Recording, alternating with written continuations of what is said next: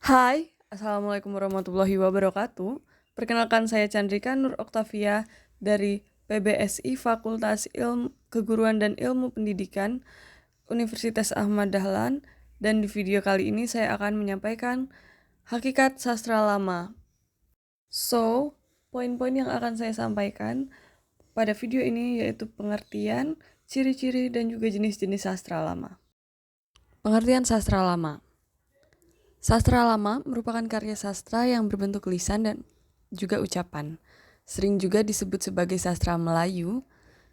Terjadinya berasal dari ucapan serta cerita orang zaman dulu, terkhusus di daerah Melayu. Sastra lama juga merupakan sastra yang lahir dan tumbuh pada masa lampau. Sastra Melayu juga sering disebut sebagai sastra klasik loh, karena sastra tumbuh dan berkembang dengan kondisi masyarakat yang sesuai pada zamannya. Selanjutnya, ada ciri-ciri sastra lama. Yang pertama, terikat oleh kebiasaan dan adat masyarakat. Bentuknya baku, ketiga bersifat istana sentris, dan yang terakhir biasanya pengarangnya tidak disertakan atau anonim. Next, jenis-jenis sastra lama. Pertama, pantun, kedua mantra, tiga syair, gurindam, dongeng, legenda, dan juga hikayat. Pantun merupakan salah satu karya sastra yang terikat dengan aturan. Awal mulanya, pantun adalah sastra lisan. Masyarakat tempo dulu terbiasa berbalas pantun. Mereka mengucapkan langsung secara lisan tanpa pikir panjang. Namun, seiring berjalannya waktu, sekarang dijumpai juga pantun yang tertulis. Salah satu contoh pantun yang akan saya bacakan yaitu, di tepi kali saya menyinggah, hilang penat, menahan jerat, orang tua jangan disanggah, agar selamat dunia akhirat. Kedua ada syair. Syair adalah jenis puisi yang tiap-tiap baitnya terdiri dari 4 larik atau baris yang berakhiran dengan bunyi yang sama. Syair juga merupakan salah satu puisi yang dipakai untuk menuliskan hal-hal yang panjang. Contohnya, tentang sebuah cinta, nasihat, agama, cerita, dan lain-lain. Salah satu contoh syair. Hari Minggu sudah siang, setelah siang menuju petang, ditunggu-tunggu tidak datang, sekali datang nagih utang. Selanjutnya gurindam. Gurindam adalah salah satu jenis puisi yang memadukan antara sajak dan pribahasa. Jumlah baris dalam gurindam hanya 2 dengan rima AA. Gurindam berisi ajaran yang berkaitan dengan budi pekerti dan nasihat keagamaan. Baris pada gurindam disebut sebagai syarat dan akibat. Salah satu contoh gurindam yaitu, apabila banyak berlebihan suka, itulah tanda hampir luka.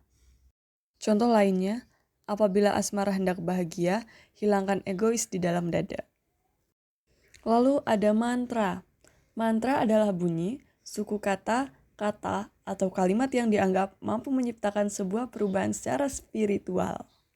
Nah teman-teman, secara etimologi mantra berasal dari suku kata man dan kata tra yang pembebasan dari ikatan samsara atau dunia fenomena ini. Contohnya, gelang-gelang si gali-gali Maluku kepala padi, air susu keruh asalmu, jika kusapa tidak berbunyi. Mantra di atas merupakan mantra pengobat rasa sakit perut. Dongeng merupakan cerita yang tidak benar-benar terjadi, terutama kejadian di zaman dahulu yang aneh-aneh. Biasanya ini memiliki cerita yang singkat dengan menggunakan alur yang sederhana. Kalimat pembuka pada umumnya diawali dengan kata pada zaman dahulu atau pada masa silam. Adapun contoh dongeng yang sering kita jumpai sekali pada saat ini adalah kisah dongeng anak gembala dan serigala, si kura-kura yang sombong, kancil dan buaya, dan masih banyak lagi. Lalu legenda. Legenda adalah sebuah genre dari cerita rakyat yang terdiri dari narasi yang menampilkan perbuatan-perbuatan manusia yang diyakini atau dipercayai oleh si pencerita dan pendengarnya sebagai salah satu kisah nyata yang pernah terjadi.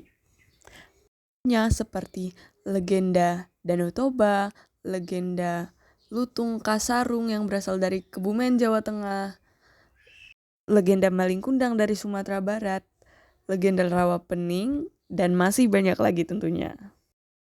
Lalu yang terakhir ada hikayat. Salah satu bentuk karya Gloria Sastra. Pertama dalam bahasa Melayu yang berisikan tentang kisah, cerita, dan dongeng. Mengisahkan tentang kehidupan maupun kepahlawanan seseorang dengan keanehan, kesakitan, serta mukjizat dari tokoh utamanya. Contoh hikayat yang terkenal adalah kisah Hang Tuang, Si Miskin, Abu Nawas, Pak Tani, Amir, Kakek, dan seekor ular, serta si bungsu dan si panjang. Dan juga masih banyak lagi loh teman-teman. Oh gimana nih teman-teman? Sudah paham belum mengenai ciri-ciri jenis dan juga pengertian sastra lama? Selesai, aku mau ngucapin terima kasih dan maaf jika ada kesalahan. Aku akhiri saja. Wassalamualaikum warahmatullahi wabarakatuh.